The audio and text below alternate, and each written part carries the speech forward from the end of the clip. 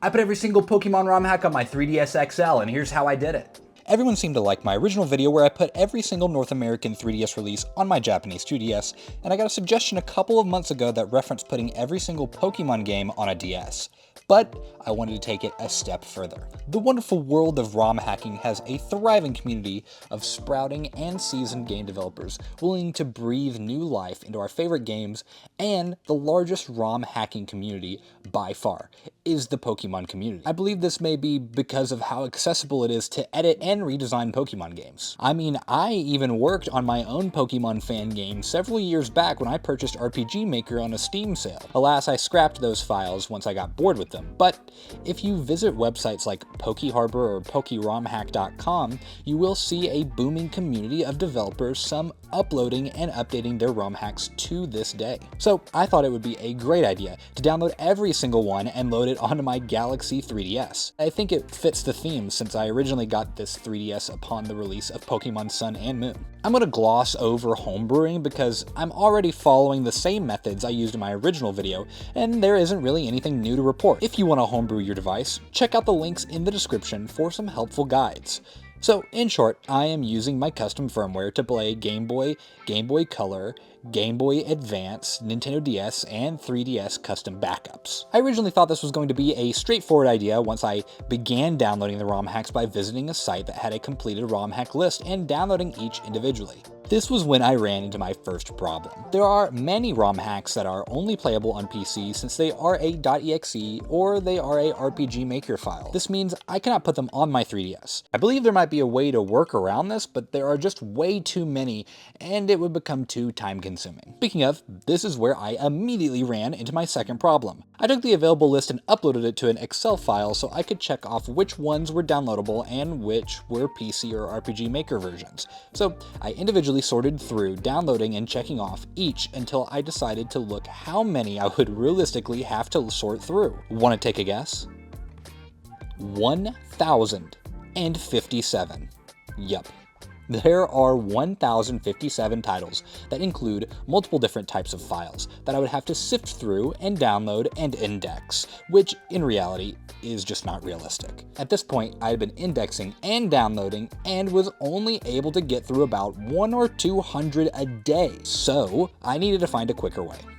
This led me down a rabbit hole of Pokemon title collections, movie files, and anything you could think of, and I began to feel hopeless. I know that the Pokemon ROM hacking community is prevalent, but who would want one mass download of every single file that also happens to be playable on a physical 3DS system and not PC? Then I found it. One glorious file deep in the web that had every single Game Boy ROM hack file. This totaled 786 individual games, yet this didn't include Nintendo DS files, so I searched incessantly and was rewarded with a mass download of those ROM hacks. In total, 857 ROM hacks ranging from Game Boy Color to Nintendo DS.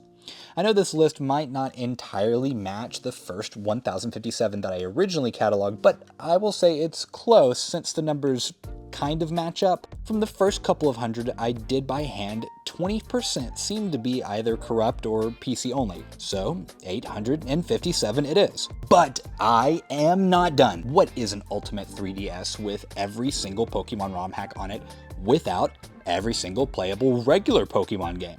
So I added every release for the 3DS and backwards, and I even added this fun Pikachu theme. Funnily enough, I was able to find the 8 more popular 3DS ROM hacks and put those on there too. These are Rutile Ruby and Star Sapphire, Rising Ruby and Sinking Sapphire, Eternal X and Wilting Y, Supernova Sun and Penumbra Moon, and Rising Sun and Waning Moon. It may look like I do not nearly have enough icons on my home screen to represent every game, but that is where we run into our next problem. I could not find a way to download every single 3DS ROM hack to the home screen due to the files overriding any game version that matched. More specifically, if I downloaded Rising Ruby, for example, it would cancel out the download for Rutile Ruby or even the original Omega Ruby.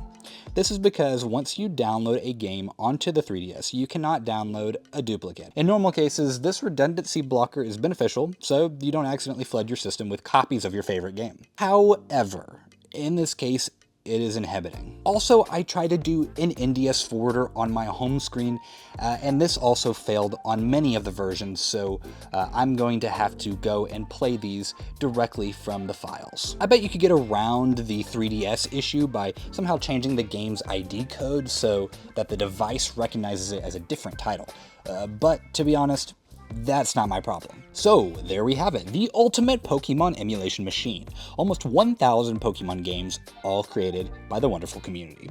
But what's a Pokemon 3DS without some gameplay? So I made a category for the Game Boy ROM hacks and DS ROM hacks respectively, and spun a wheel to randomly pick 5 games from each, and I will give my own short review on what I think about each of these hacks.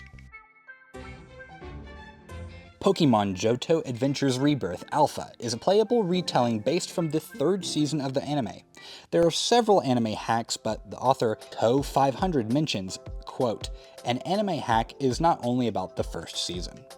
I found it very charming in my short playthrough. It is refreshing to not have to play through your typical tutorial where you have to fill in your name and listen to the professor blather on with the slowest scrolling text imaginable. I was right into the adventures with several familiar faces. However, I did expect a bit more flexibility with the gameplay. Of course, I did not make it far because I had some crashing on my end, but it felt very much like a 64-bit QuickTime event replay of the anime. I haven't seen the anime, however, so I did enjoy the story. I'd rate this one 3 out of 5 Pikachus.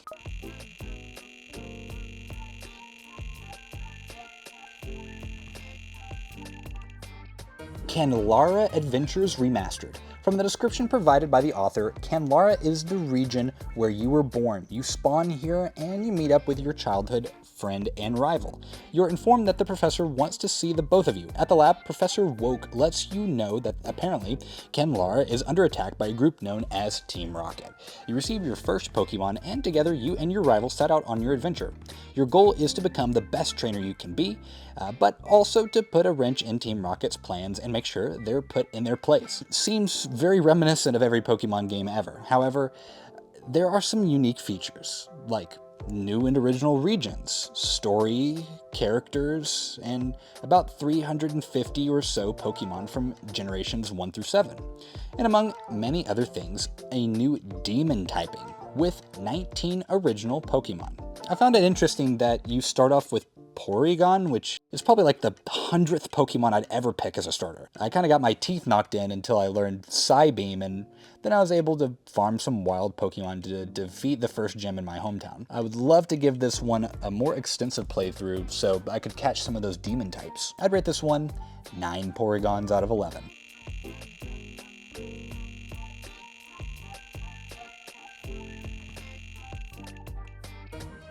In Pokemon Orange Islands, you play as Ash just after conquering the Indigo League. You must go to Valencia Island to pick up a strange kind of Pokeball for Professor Oak, since Professor Ivy is unable to send it through him through the PC system. New features include a new area, the Orange Archipelago, 4 gym leaders, new art, and new maps. I actually really enjoyed the graphics on this one. The airship ride was unique, as I don't recall many of these cool cutscene type transitions in the earlier games. The hack has a personality to it, and it really shines. However, there wasn't much for me to do on the island when I got there. I wandered around for a bit until I got a fishing rod and proceeded to catch 3 Magikarp and then nothing else. Even this lady told me there would be color variants of wild Pokemon, and I couldn't find a single one. So I'll give it 6.5 Magikarp out of 9.8.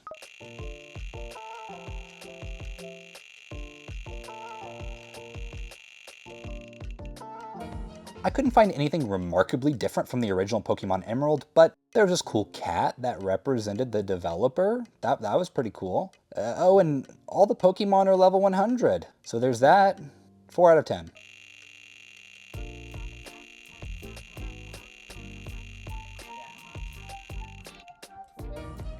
This thing has a pretty sick title screen. The story goes as follows. Over the past few years, crime has been steadily rising in the Durhanmo region.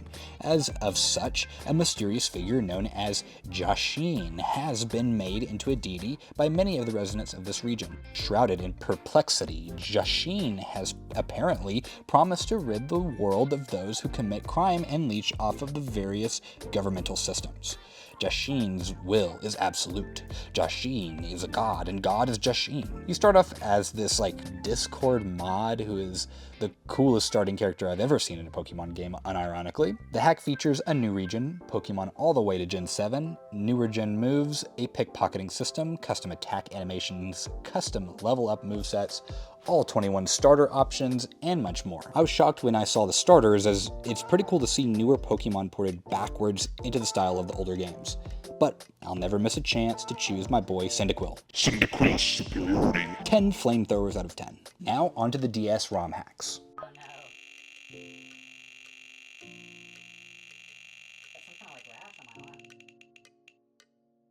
This is a port from a ROM hack originally in Chinese. It features new wild Pokemon sets in different areas, new evolutions, and a new region, which I think is pretty standard. I didn't go into depth on my playthrough only because I couldn't immediately spot the differences. I figured there would be much more of an apocalypse theme by the title, but it's just a pretty average hack.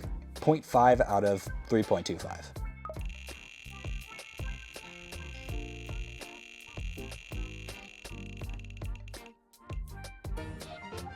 This one seems to be pretty popular, as there are plenty of Let's Plays featuring this ROM hack. There's a new region with this one, plus 100 new abilities all the way to Gen 6, and all 386 Pokemon from Gen 1 to 3. And again, I really enjoy seeing the newer generations in the older games. I think it's really interesting getting to experience the mainline story for Pokemon Diamond and Pearl with the newer starters. It deserves the many top 10 lists it appears on. 9 suns out of 10.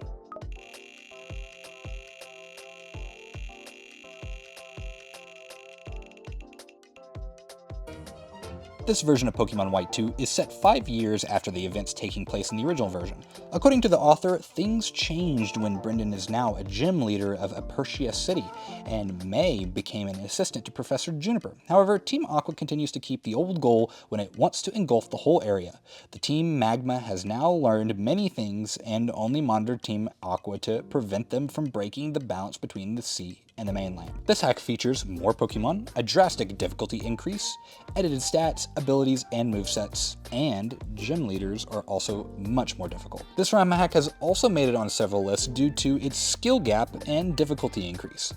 If you can stomach it, it's a neat challenge and is a great Nuzlocke opportunity. 2 out of 2.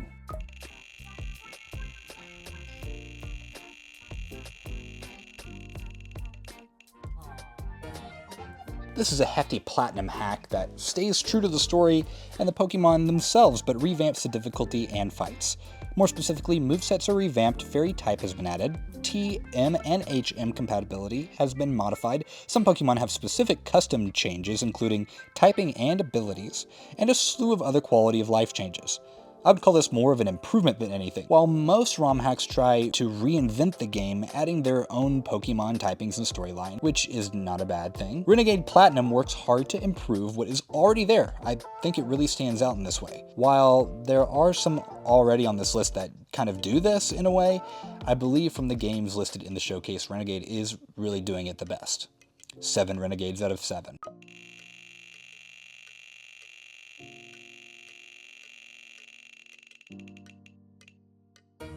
I honestly wish I could tell you that this ROM hack was doing something unique, but it really just felt like a normal playthrough of Platinum. The author information also coincides. Quote, "This build has minor such as changes to text, but most of their abilities are to Pokemon, their abilities, their typings, and move pools. The trainers have been edited as well. This does go to the Pokemon League, and that's where the build ends, and build .2 may never happen." Out of 800 titles, they can't all be winners. I guess you could say I'm torn on the rating. I hope you liked the longer video. There was a ton to showcase and we could sit for months discussing all of the ROM hacks. In fact, I bet there are some I missed as there are always new hacks being put out there. I'm truly amazed by this community and I'm glad to say that I fit it all into this Galaxy 3DS. This is the ultimate Pokemon emulator. Let me know the next DS Super build I should create in the comments. Have a good one.